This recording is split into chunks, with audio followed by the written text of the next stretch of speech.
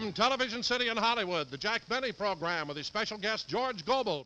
Ladies and gentlemen, as you know, this is a very important election year, and people all over the country are campaigning. Even our own little star is busily engaged in local politics.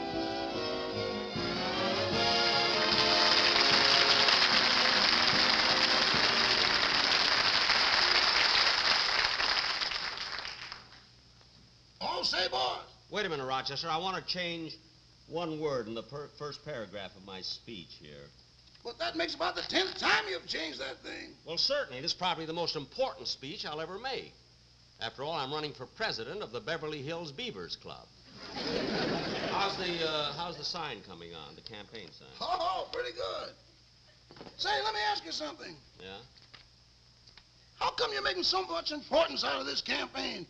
After all, the Beverly Hills Beavers are only kids. Only kids? Rochester, that's no way to look at it.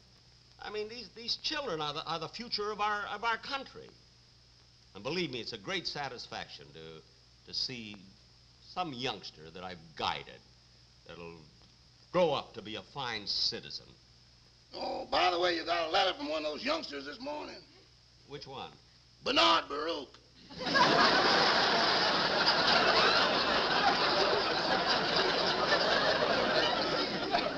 Oh, yes, little Bernie.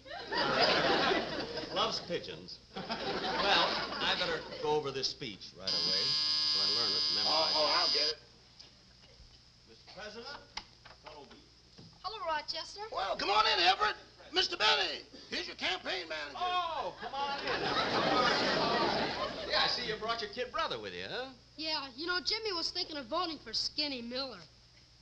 No, what? But I got him to promise to vote for you. Well, good. Every vote counts. Here you are, Jimmy. Here, have a lollipop. See? I told you he was a great guy. Big deal. Skinny Miller gave me 2 lollipops. Well, you're not voting for Skinny, so forget it. Don't worry about Jimmy. He's with us. Good. Say, how's the campaign coming along? Everything's set. I wrote Vote for Benny on every sidewalk in town. Oh, good. And here's some more campaign material. Fine. And I went by the Beavers Clubhouse and put your picture right on the center of the wall. Did you glue it on good? I didn't have to. 5 minutes after I hung it up, there was 40 darts in it.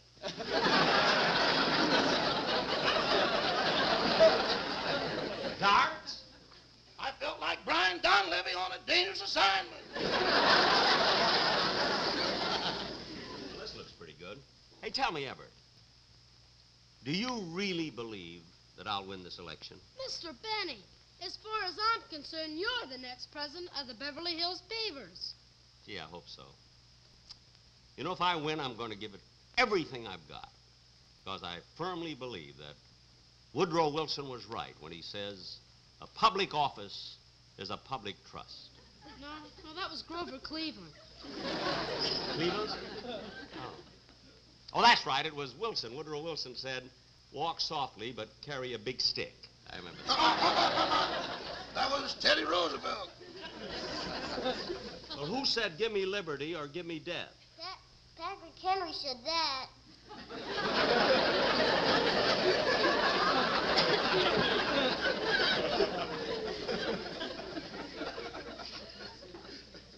Well? Have you got a line?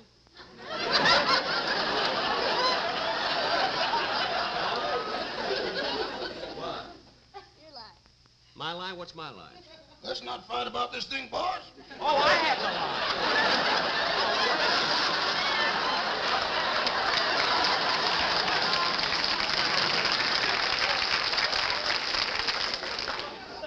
What are you nervous about? You're younger than I am. Now, look, let's not fight about that. I have enough hard work to do as it is. Do I have to vote for him? He doesn't know anything. I'm getting all leery. If you think you're working hard, Yeah? you should see the kid that's running for the old job of treasurer. You mean Alvin? Yeah, he's been going over his speech for days. No. Friends and fellow beavers, if I am elected treasurer of this club, I will collect all the dues every week and keep track of all the money spent. Are you listening, Uncle George? To every word. All right, Alvin. Continue. I will collect all the dues every week and keep track of all the money spent. And even though Billy Smith is better at arithmetic than I am, I would probably work harder. And in that way, I think I would make a good treasurer for this club. How does that sound, Uncle George? Alvin, that is probably the most sincere, straightforward, and honest speech that I have ever heard. Really? Really, and I'm ashamed of you. Boy, this is politics. You got to lie a little bit, boy. Lie. Uncle George, what do you know about politics? What do I...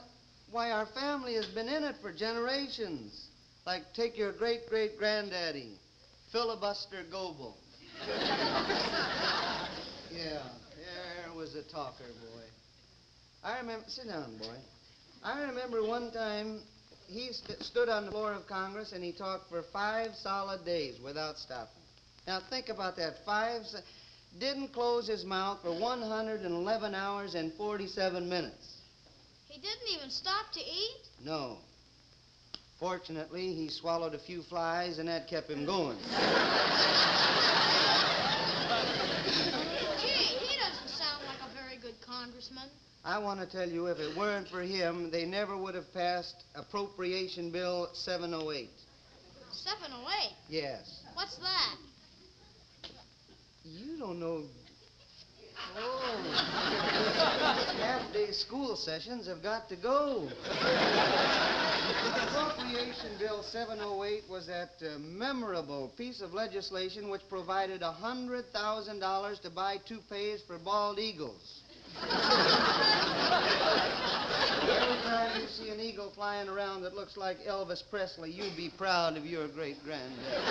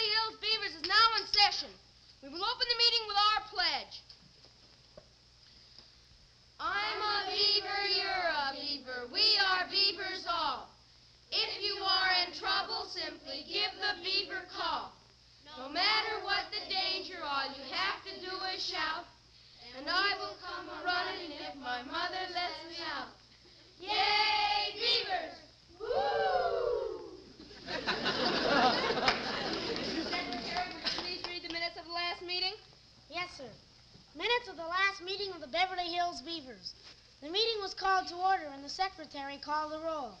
Timmy Warblum's excuse for being absent at the previous meeting was that his father told him he would have to stay at his grandmother's for a few days because his mother went to the hospital to buy a new baby.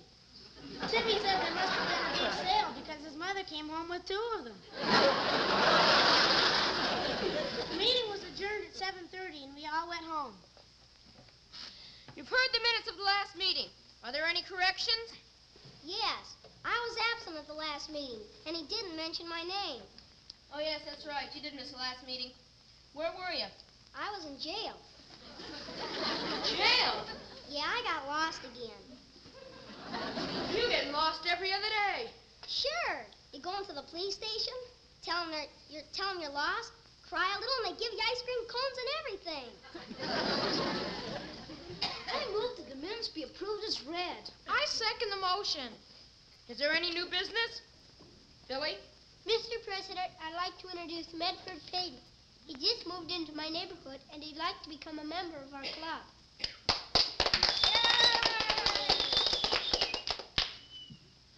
Medford, we're glad that you want to be in our club. Where are you from? I'm from Texas.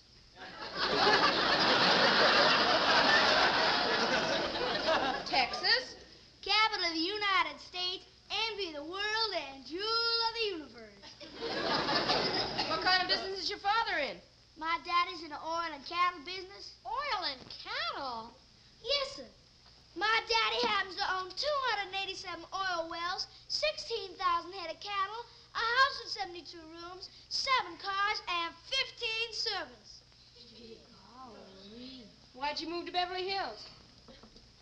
We wanted to rough it for a while.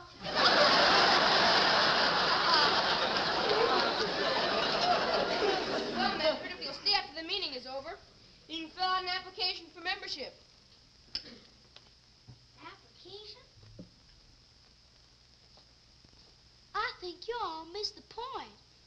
You fellas have to fill out the application. You see, I'm from Texas. You're joining me. Well, Medford, if you'll sit down, we'll take up this question later.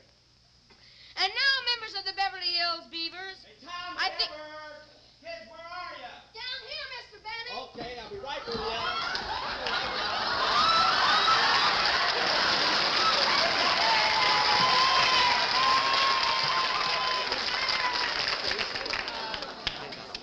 Mr. Benny! Mr. Benny! The pledge. Oh, the pledge. Oh, I forgot the pledge. I'm a beaver, you're a beaver. We are beavers all. If you are in trouble, simply give the beaver call. If there's any danger, all you have to do is shout, and I will come a-running if Rochester lets me out. Yay, beaver! Was I elected president? We haven't held the election yet, and we can't do that until all the old officers relinquish their previous positions. And, Mr. Benny, since you were the treasurer, now is the proper time for you to turn over the bank book, so we'll know how much money we have. Oh, the bank book, yeah. I brought it. I knew I brought it from the house. Oh, here it is. Here's the bank book for the beaver book. Wow! 18,467,000. Wrong book.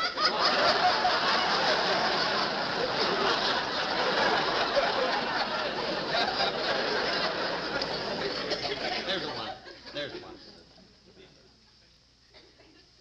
$6.73. Gee, now it sounds like nothing.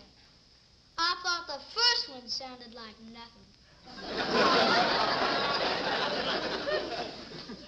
Wait a minute, who's he? He's my friend Medford. He's from Texas. His father owns 287 oil wells and 16,000 head of cattle. He wants to join our club. Oh. Well, there's a difference of opinion on that. Well, whatever it is, I'm with him.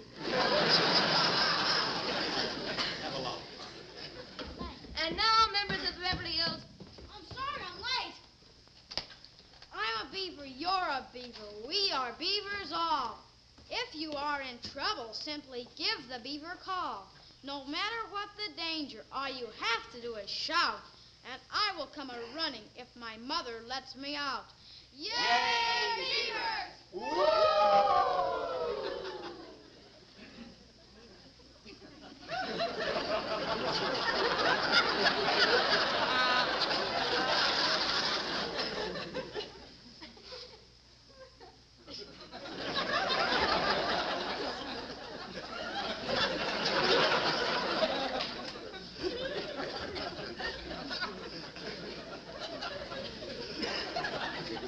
Let's get on with the voting, huh? Just a minute, Mr. Benny. I have a question about this election. What is it? Skinny Miller dropped out, and you're the only one running for president. I don't think that's fair. Oh, yeah? Well, let me tell you something. If anybody's got nerve enough to run against me, I'll oppose them. Okay. Come on in, Uncle George. He's the beaver's choice. Vote for Gold. He's not even a member. George. You can't do any voice. He'll make a darn good president. His platform is the top. So vote Wait a minute. for Hey, Gold. George, wait a minute. Wait. Stand back, hound dog, of which you ain't nothing but a. Vote for Gold Ball. Vote for Look, this is a George. serious election. What are you doing? Came down here to keep this thing honest and funny. Oh, gorgeous Goebel for president. Look, All you have can't to do... run for president until you become a member of this club, and that'll cost you a dime. Right, fellas?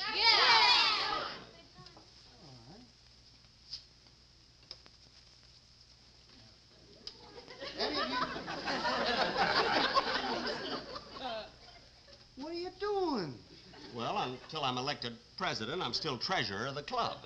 Mr. President, before we get down to the voting, I would like to say a few words about my candidate, Mr. Benny. Very well. Edward has the floor. Fellow Beavers, I want you to know why my candidate deserves to get your vote.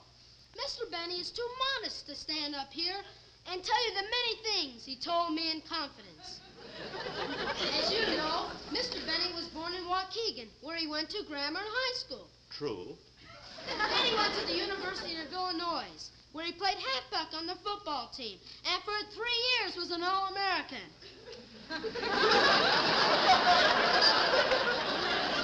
He would have been an All-American for 4 years, but he had to quit school to go into training for his first fight with Jack Dempsey. Oh, come on. Wait, Mr. Goble, please! Mr. Goble, you'll get your chance to speak later. And Mr. Benny is very glad the elections are being held at this time, because next week he has to leave for Melbourne, Australia, where he's going to swim in the Olympic Games.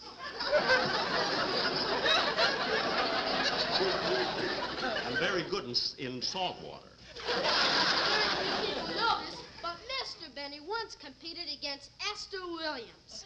I feel that Mr. Benny Benny, will you have make a us pencil, a very good please? president because he believes that we should go on holidays. What are you doing? And he also believes I that speak we should next. go I'm making rub some mental chickens. notes. And it is because of these worthwhile accomplishments that I urge you to vote for my candidate, Mr. Benny.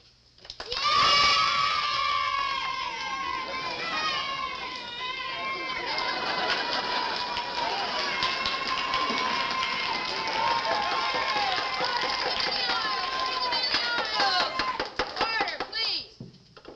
And now we will hear from Mr. Benny's worthy opponent, Mr. George Goebel. Thank you, Mr. President, worthy opponent, and itty-bitty buddies. Usually when a person gets up to make a campaign talk, he tries to belittle his opponent, right?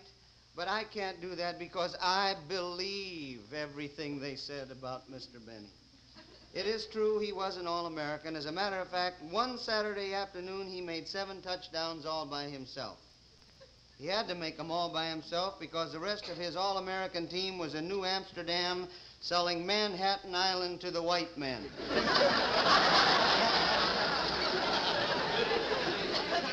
I object. For the price they got, I knew you would. Finish your speech and sit down. Another thing, it was mentioned that Mr. Benny once competed with Esther Williams, and that is also true, but I want you to know that it was in a beauty contest. Well, second ain't bad. I will now conclude my speech with my campaign song. Vote for Goebel. Please, Mr. Goebel, please, Mr. Goebel. Mr. Goebel. And now, members of the Beverly Hills Beavers, it is time to vote. And in true Democratic tradition, we will have a secret ballot. All those in favor of Mr. Jack Benny for president, say aye to yourself.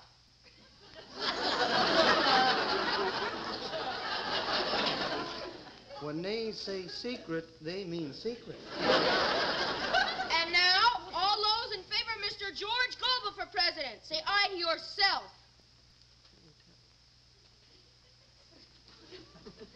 Give us the results, Stanley.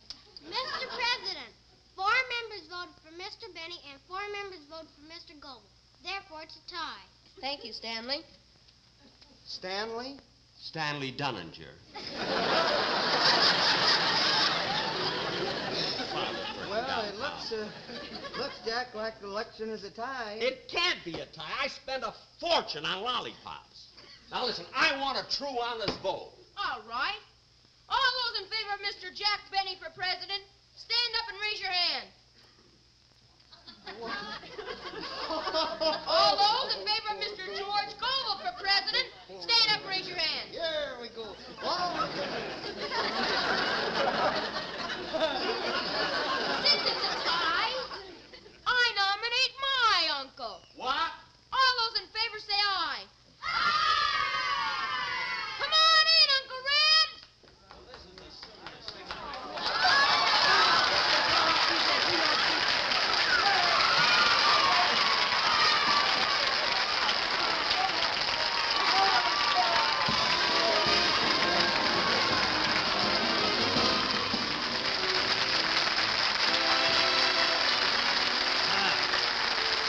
Thank you. Thank you very, very much, ladies and gentlemen. Hey, weren't those kids wonderful? You know, I love to have children on my show because they're uninhibited, you know, nothing bothers them, nothing worries them. So relaxed and everything, and they work for practically nothing. Had a little trouble with the president, but we ironed that out. But anyway, of course, you know, we have a problem when we have children on a show. And that is, you see, they still have to go to school. And so they have to have their schooling here, and we have to bring a school teacher here, and then every hour or so they have to leave and study, you see. And I think it's no more than right that you meet their school teacher who's been here with us. Miss Jensen, please.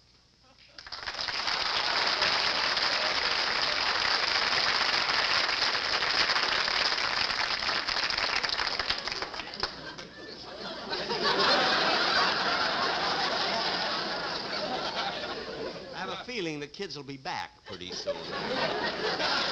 And now, ladies and gentlemen, I'd like to have you meet my guest star once again, Mr. Goble. George! George!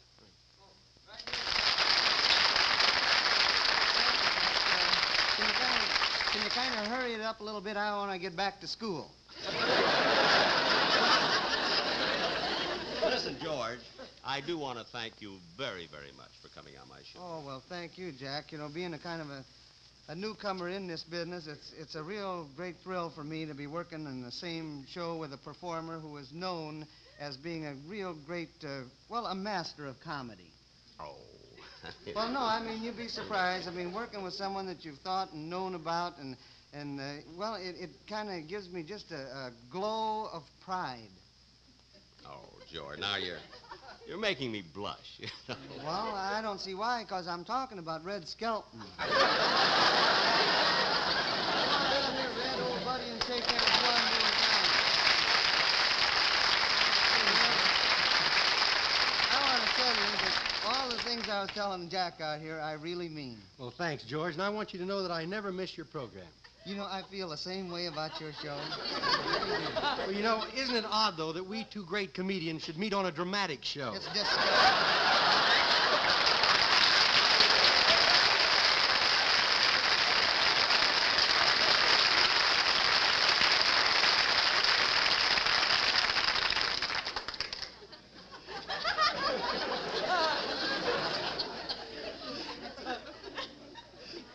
Well, if those two gentlemen don't get to my sponsor right away, I will be back on the show 2 weeks from tonight.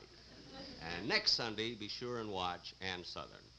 And incidentally, ladies and gentlemen, I would like to make an announcement. You know, for, 24 years or more, I was on radio. And then I dropped out for about a year. See? And so I'm very happy to announce tonight that starting next Sunday, my radio programs will be repeated on the CBS radio network.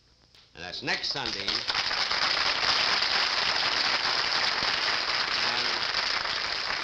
And every Sunday thereafter. Thank you very much.